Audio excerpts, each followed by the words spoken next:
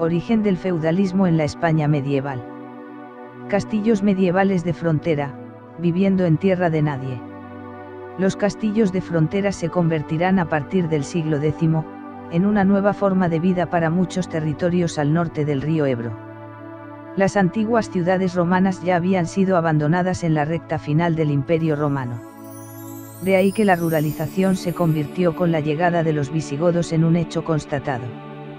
Estos últimos buscaron el cobijo de las villas romanas que habían proliferado en las postrimerías del imperio, para comenzar la vida rural en pequeñas aldeas alrededor de las primeras iglesias paleocristianas. A partir de ese punto, una serie de acontecimientos propiciaran esta nueva forma de vida en los castillos medievales. La conquista musulmana de la península ibérica.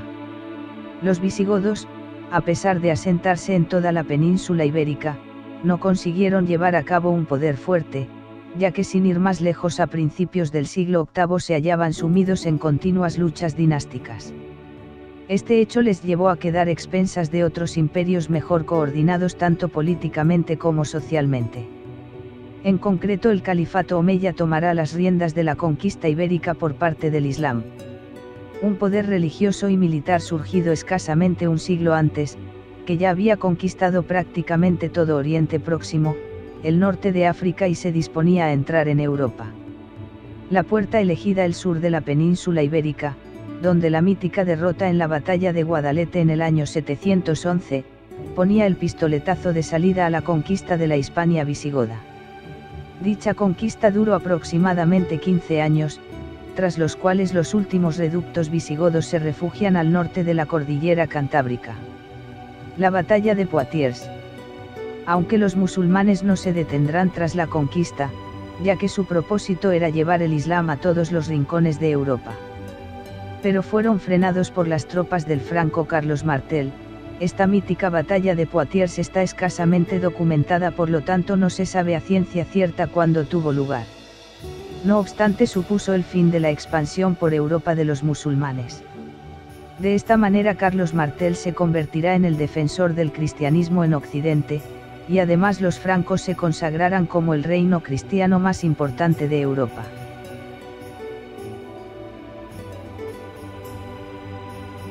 Carlomagno y la marca hispánica.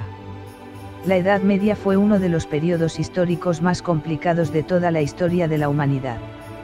En ella se crearon muchas divisiones, en gran parte debido a las diferencias religiosas que existían entre los distintos territorios. Una de estas divisiones fueron las llamadas marcas, creadas por Carlomagno para definir las fronteras y delimitar las zonas enemigas. ¿Qué es la marca hispánica? Para entender qué es la marca hispánica, debemos definir las divisiones territoriales del Imperio Carolingio para entender la gran importancia que tuvo esta marca en los años posteriores. Las marcas eran unas divisiones territoriales defensivas que Carlomagno creaba en las fronteras de su imperio, las cuales servían para fijar las zonas que delimitaban sus dominios y los del enemigo. Podría decirse que era una zona colchón, que servía para que existiera una zona sin tensión entre ambos bandos. En el Imperio Carolingio existían varias marcas, como por ejemplo la bretona, la sajona o la lombarda. Todas estas marcas servían como división entre los dominios de Carlomagno y la de los pueblos germánicos y estaban gobernadas por un marqués. Aún así se debe tener en cuenta que la marca hispánica era diferente a todas ellas, siendo una estructura administrativa completamente distinta. La zona estaba dividida en diferentes condados, cada uno dirigido por un conde. El origen de la marca hispánica. El origen de la marca hispánica se puede encontrar a finales del siglo VIII, con la llegada de las tropas del Imperio Carolingio a la península ibérica. A lo largo de muchos años, los musulmanes habían ido conquistando gran parte de la península formando un gran territorio llamado Al-Ándalus y dejando solo sin conquistar ciertas regiones al norte de la zona. Por otro lado, el Imperio Carolingio, dirigido por Carlomagno, había conquistado gran parte de Europa, siendo considerado como el sucesor del Imperio Romano de Occidente y convirtiéndose en el gran defensor del cristianismo. Por todo ello era solo cuestión de tiempo que Carlomagno pensara en la conquista de la zona musulmana hispánica. En el 777, Carlomagno recibió en audiencia a varios de los líderes musulmanes de importantes ciudades como Zaragoza o Barcelona, quienes pedían ayuda al rey franco debido a que recibían un ataque del emir de Córdoba.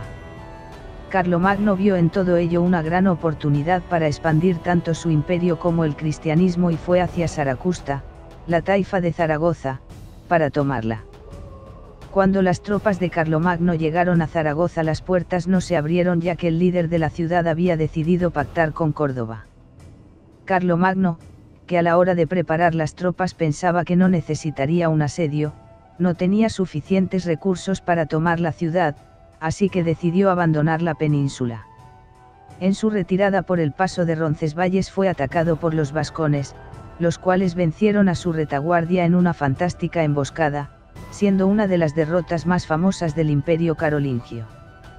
Carlomagno no se rindió y en los años siguientes conquistó y se unió a numerosas zonas de la parte norte de la península.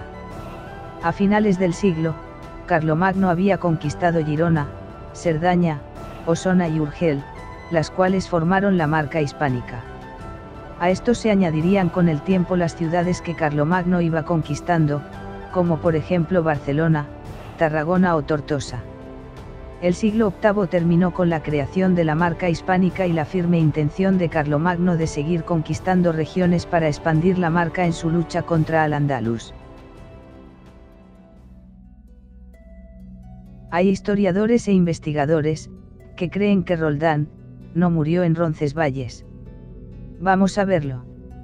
Historiadores detectives, el profesor Antonio Ubieto y su visión del Cantar de Roldán muestra el trabajo realizado por medievalistas, detectives del pasado, buscando pistas a través de la ficción literaria, en este caso el Cantar de Roldán, para descubrir los hechos. El documental desarrolla y refuta los estudios y la teoría del historiador Antonio Ubieto Arteta de que la batalla en la que murió Roldán no tuvo lugar en Roncesvalles, Navarra, sino en los puertos de Siresa, Huesca. Esta investigación es considerada puntera desde el punto de vista literario, ya que se trata del primer cantar de gesta europeo, y desde el histórico, pues Carlomagno es considerado precursor de lo que luego ha sido la Unión Europea.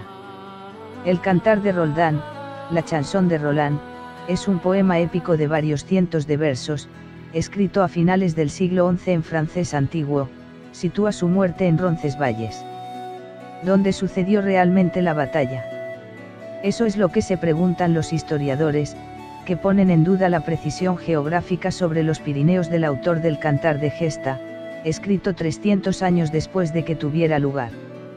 En el documental, un grupo de investigadores sigue los pasos del ejército de Carlomagno a través del Valle de Hecho, una vía de regreso a Francia mucho más plausible. Ahora se aportan conocimientos geológicos y estratégicos.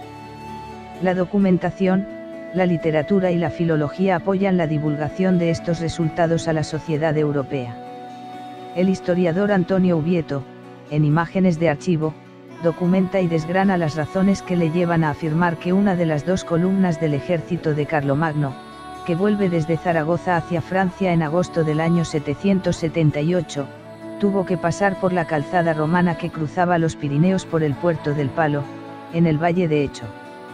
Entre las conclusiones de Ubieto, reforzadas ahora por los historiadores detectives, destacan que los ejércitos utilizaban las vías de comunicación para poder desplazarse de un lugar a otro y no lo hacían campo a través. Las vías utilizadas en la época eran las calzadas romanas y ninguna de ellas pasaba por Roncesvalles. Además, el nombre de Roncesvalles no existía en el siglo VIII. De hecho no aparece en la documentación histórica hasta el año 1070, siglo XI, casi 300 años después de los hechos narrados. En el Cantar y en las fuentes francas sí se citan los puertos de Saézar, que el historiador Antonio Ubieto identifica con los puertos de Siresa. Otro de los resultados obtenidos es que el Cantar de Roldán, obra literaria, y las fuentes francas, históricas, aluden a las altas montañas, valles tenebrosos, rocas grisáceas y siniestros desfiladeros, y estos accidentes geográficos no aparecen en la zona de Roncesvalles y sí en los puertos de Siresa, Peña Forca, Peña Aguerri y la Peña Lacuta, que rondan los 2000 metros de altitud. Asimismo, el monasterio de San Pedro de Siresa, en el Valle de Hecho, ya estaba construido a principios del siglo IX. Pudo construirse en memoria de quienes fallecieron años antes, cerca de allí.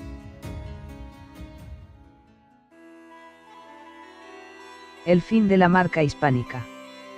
Para concluir esta definición y resumen breve de la marca hispánica, debemos hablar sobre la desaparición de la marca y la influencia que tuvo para la creación de nuevas regiones y reinos.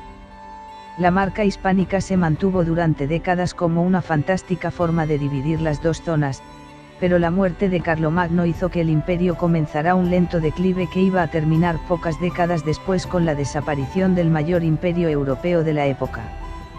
Poco a poco los condados que formaban la marca hispánica fueron tomando mayor autonomía, consiguiendo cada vez mayor poder, especialmente los condados de Barcelona, Pamplona, Aragón y Urgel.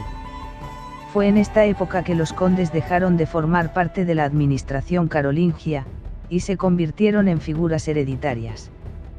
Con el paso del tiempo estos condados se convirtieron en figuras territoriales muy importantes en la historia de España. De la marca hispánica es de donde nacen el Reino de Aragón, el Condado de Barcelona y el Reino de Navarra, siendo todos ellos parte muy importante del origen del país hispano. A modo de resumen podemos decir lo siguiente.